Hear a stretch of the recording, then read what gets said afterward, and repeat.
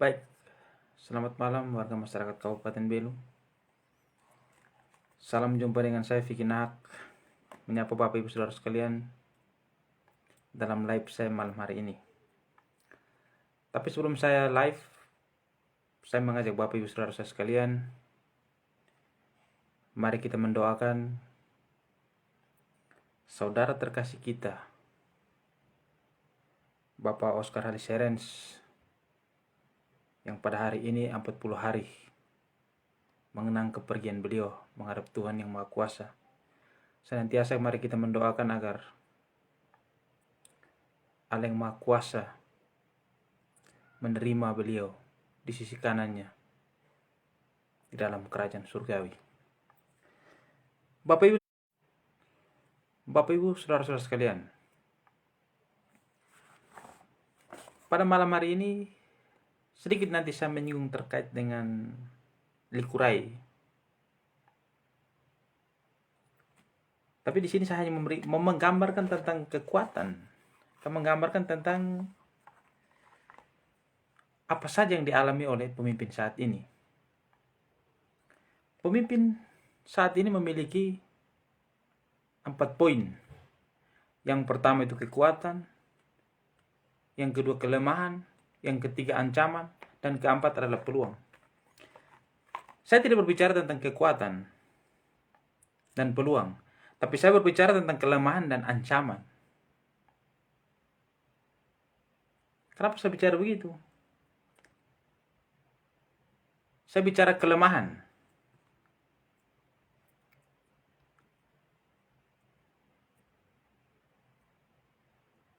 Kelemahan ini yang sering terjadi di era kepemimpinan setiap pemimpin. Kenapa saya bilang begitu? Karena bagaimana di antara oknum tim sukses saling mengkhianati, baku jual untuk berebut proyek. Ini kelemahan. Nanti ada oknum tim sukses datang menghadap pemimpin, kasih laporan begini begitu kepada pemimpin. Orang kritik, dia pasang dada dengan dia pembuta huruf dan borok itu. Seakan-akan dia yang paling tahu. Sehingga orang yang mengkritik itu bukan malah tambah diam, malah orang akan tambah ngotot dan membuat orang tidak lagi simpati kepada pemimpin. Ini adalah kelemahan.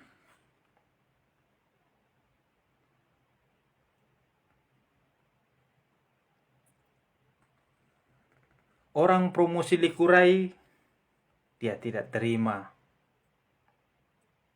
Ini adalah kelemahan yang tidak disadari oleh pemimpin.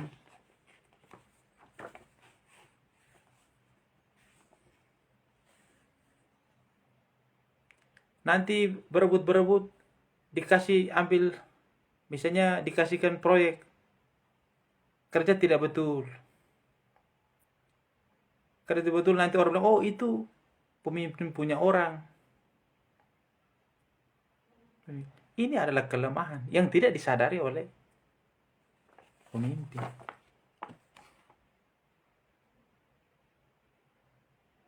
Contoh paling konkret yang hari ini, kita bicara terkait dengan kelemahan.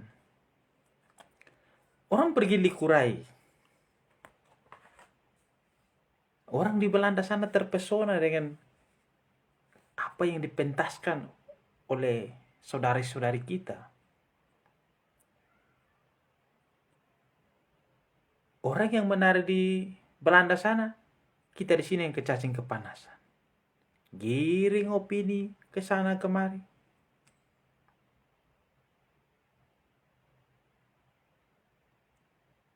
Saya tidak habis pikir apa yang dalam otak dan benak mereka. Masih saja dipelintir, oh ini Mas Eko yang punya hajatan. Tidak usah lihat dari hal yang ini, tapi yang kita lihat itu adalah bagaimana mereka mempromosikan seni budaya yang warisan leluhur ini yang harus kita bangga. Karena mereka waktu tampil di Eropa, di Belanda, coba ini nonton baik-baik. Mereka tidak pakai ini celana jeans, mereka tidak pakai celana botol, mereka tidak pakai rok mini, mereka menggunakan pakaian adat. Ini yang mereka bawa. Lihat nilai positifnya. Kok dipelintir di sini? Orang-orang yang ngomong seperti begini, seandainya kalau Mas Eko bilang begini, oh tolong Mas, nanti kamu tolong ini 6 orang tiket ini, tolong kamu yang cari tiketnya ya. Ini pasti dia semangat. Karena situ pasti saya pastikan itu ada fee-nya di situ. Ini adalah kelemahan-kelemahan yang tidak disadari. Terus saya bicara ancaman. Ancaman itu dalam ajang kompetisi pilkada. So pasti ada yang namanya tim kerja, atau orang lebih kenal namanya tim sukses. Trennya begitu. Ada tim yang punya masa, tapi ketika hajatan pilkada sudah selesai, dia duduk diam. Dia tidak pergi bilang, oh tolong nanti dapat ambil ini, ada proyek ini tolong saya bantu. Itu biasa cenderung orang-orang yang punya masa itu orang-orang jadi cenderung diam. Dan kebanyakan orang-orang itu ada di daerah-daerah di pedesaan. Ini menurut penilaian dan pengamatan saya. Kenapa saya bilang ancaman? Orang yang punya masa duduk diam-diam, ini yang masa yang pengaruh orang satu dua orang saya susah minta ampun pun, ini yang nanti duduk paling depan yang berebut. Seperti itu permis ya, seperti hewan kalau misalnya kita pelihara ambil itu, misalnya kita pelihara ambil anjing, nanti dia lihat ambil tulang, oh itu dia rebut. Contoh seperti kucing itu. Kucing itu kalau dia suka ini, tapi kalau dia lihat namanya ada ikan asin, dia rebut pertama. Ini ancaman. Kenapa saya bilang ancaman? Orang yang punya masa dia diam, ketika hajatan sudah selesai, dia tidak akan pergi sibuk bilang ini, minta itu. Dia cenderung diam, tapi dia menilai. Dia menilai, oh ternyata begini ya namanya politik ini. Kita yang punya masa tidak ngotot, tapi yang tidak punya masa, kok ini rebutan ini barang kayak ini yang adalah ancaman. Siapapun yang nanti jadi pemimpin kalau ini terus dibiarkan, ini adalah ancaman.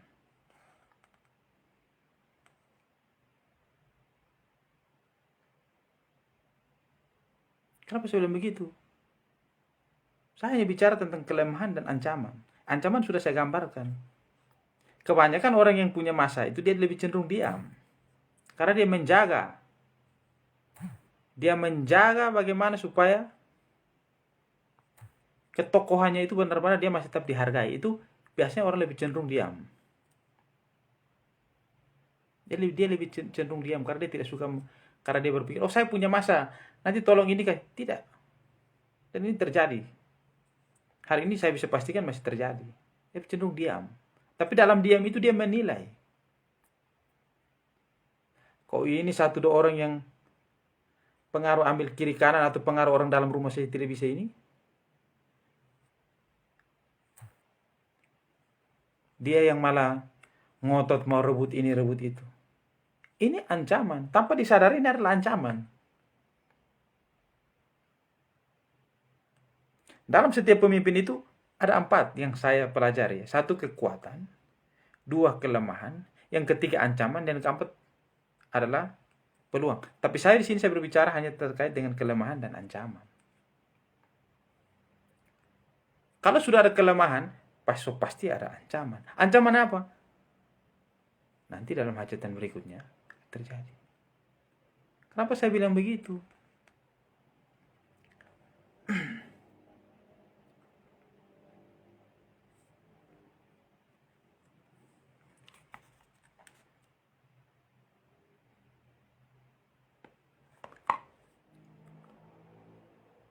Kenapa kebanyakan orang itu ketika dia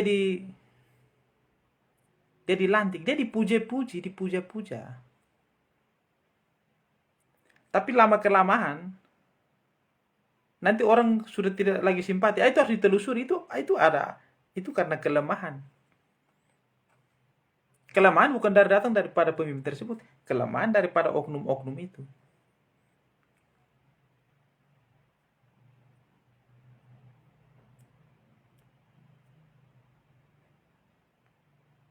Coba Bapak Ibu Saudara-saudara kan coba lihat. Kita bahas dua saja ini, kelemahan dan ancaman. Nanti kita mengedukasi kepada masyarakat hal yang baik. Orang-orang ini akan merasa diri bahwa mereka tidak puas.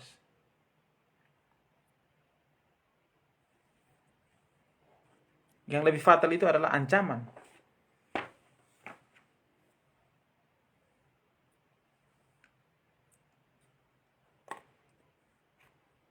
Oke baik, itu yang tadi sudah saya sampaikan. Sekarang kita agak keluar.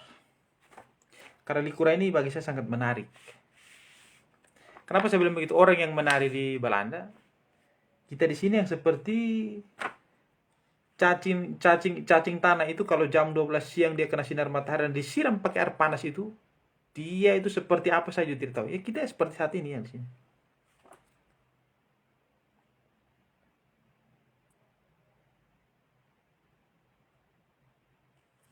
Kita harus mempelintir. Saya mau sampaikan kepada Bapak Ibu Saudara sekalian, atau mungkin berpikir adalah senior yang selalu memberikan motivasi dan ceramah-ceramah seakan-akan bahwa dewasa. Tapi kita tidak tahu kedewasaan itu seperti apa.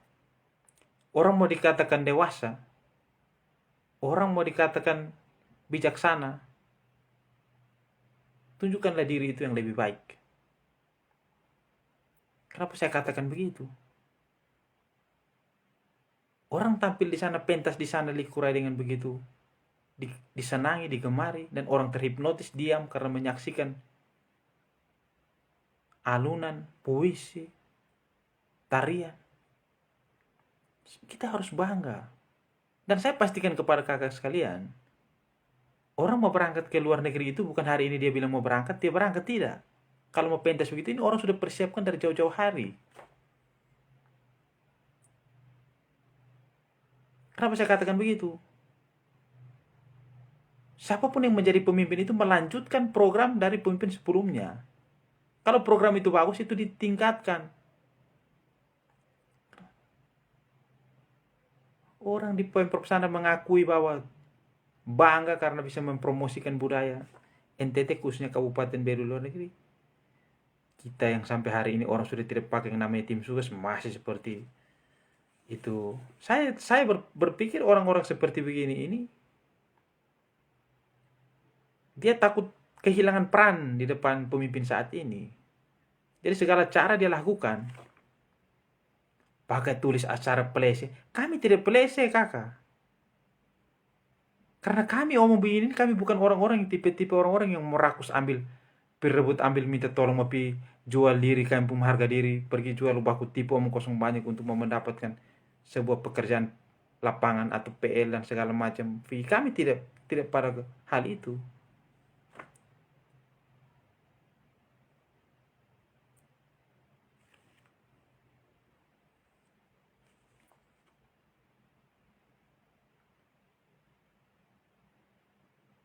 Bapak Ibu Saudara-saudara sekalian, kalau Bapak Ibu Saudara sekalian hari ini bangga dengan apa yang dilakukan, apa yang dipertontonkan oleh saudara-saudara kita yang ada di Belanda, saya mengajak kepada Bapak Ibu Saudara sekalian, mari kita satu hati, satu pikiran, satu tekad. Kita hargai mereka ketika mereka datang, mari kita jemput dan kita arak mereka keliling Kabupaten Beru, dan kita bukti bahwa kita mendukung mereka. Ini sebagai tawaran dari saya.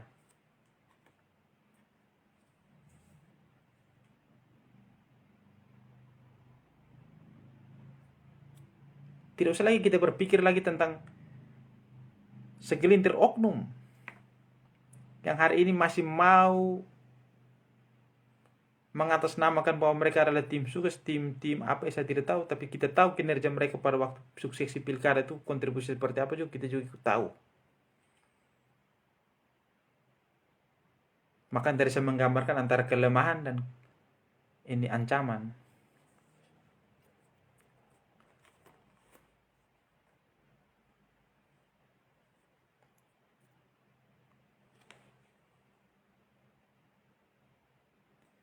Bapak Ibu Saudara-saudara sekalian,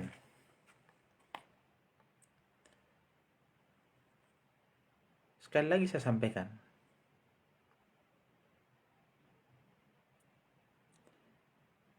Jika kita bangga dengan tradisi dan budaya adalah warisan leluhur yang tidak dimiliki oleh bangsa lain, apakah kita harus diamkan saja? Tidak perlu kita lestarikan? Apakah kita tidak memerlukan campur tangan orang lain? Supaya warisan ini, warisan budaya menjadi akar daripada kebudayaan daerah kita ini bisa dikenal di luar negeri. Atau kita hanya berdiam diri?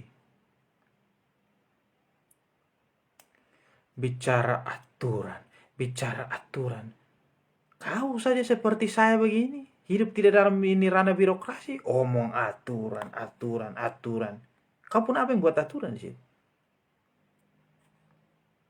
Kalau dipermasalahkan masalah teko, itu 6 teko yang ada surat, teko yang dapat surat dari bupati, itu urusan antara bupati dengan pemimpin dengan bawahannya. Kau yang bukan sangkut paut ini bagian daripada ASN maupun tenaga kontrak daerah yang tidak termasuk, tidak usah kau ikut campur. Karena yang ada dalam otak aturan dan otak pikiranmu itu bagaimana setiap kali ajang suksesi pilkada, dukung orang menang, kepung kepentingan diakomodir. Dan kepung kepentingan hari ini kami semua tahu, kepung kepentingan apa saja kami tahu.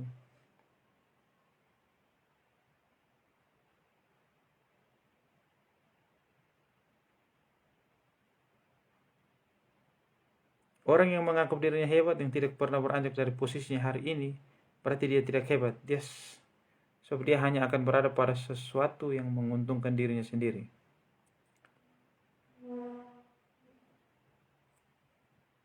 Jika tidak menguntungkan, maka dia akan berpindah dan balik menyerang. Jadi ketika masih berada dalam lingkaran penguasa, maka ia akan diam seperti kura-kura jika ada hal yang menyimpang. Tapi ketika sudah luar, keinginannya tidak terpenuhi, maka dia akan teriak seolah paling hebat. Ya ini, Saudara Haman. Biar kita bisa, sama-sama kita bisa melihat fenomena yang terjadi. Dan saya mengharapkan kepada kaum milenial, saudara-saudari sekalian, kalau masih ada kesempatan kita untuk bersuara, untuk memberikan edukasi yang baik kepada seluruh lapisan masyarakat Kabupaten, marilah kita bersuara. Jangan pernah kita berpikir untuk kita dihina dan difitnah. Saya tidak pernah berpikir sampai ke arah sana. Silakan kau mau menghina saya, mau fitnah saya, silakan. Saya tampil apa adanya dan saya menyampaikan ini. Tidak ada unsur kepentingan apapun di sini. Kenapa saya berhari-hari ini saya live tentang Likurai? Karena sebagai warga Kabupaten Belu, masyarakat Belu, dan khususnya saya dari orang Lamak dan dari Marai sana, dari Desa Dirun, saya bangga. Hari ini ada saudari-saudari kita yang mau mempromosikan budaya warisan leluhur kita ini. Itu adalah satu kebanggaan yang tidak ternilai harganya. Ini kita yang sudah tidak di pemerintahan, kita yang kemarin anak-anak ini berangkat tidak bilang ada kata bicara, oh jalan baik-baik, menari dengan baik, berpuisi dengan baik, tidak ada kepung kata-kata itu. Bahkan sumbang Rp1.000 untuk mereka berangkat pun juga tidak. Hari ini kau ngototnya minta ampun. Sedangkan orang yang ada bantu saja duduk diam-diam tidak mau untuk dibicarakan berapa yang dia sumbang.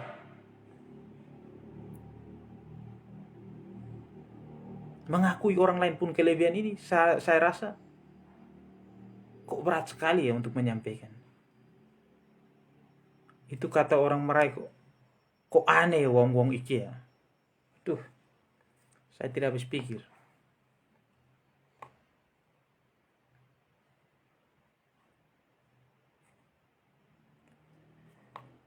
Bapak Ibu saudara-saudara sekalian, saya rasa saya tidak lagi berpanjang kata, berpanjang lebar, tapi silakanlah publik ini menilai. Yang baik mari kita tingkatkan, yang tidak baik mari kita hancurkan bersama-sama. Supaya ke depan budaya kita ini tetap maju, adat dan tradisi kita ini tetap berkembang, walaupun tetap terjaga baik kelestariannya, walaupun di zaman yang serba modern ini. Supaya adat dan tradisi kita tidak luntur oleh perkembangan waktu dan zaman yang semakin modern ini. Oleh karena itu saya, Vicky Nahak, dari kota Atambua, kota perbatasan, kota persahabatan, kota persaudaraan ini. Saya akhiri live saya pada malam hari ini. Semoga Bapak Ibu Saudara sekalian berkenan mengikuti live saya pada malam hari ini. Sekian dari saya, senantiasa Tuhan yang Maha Kuasa menyertai keluarga Bapak Ibu Saudara sekalian. Selamat malam, Tuhan memberkati kita semua.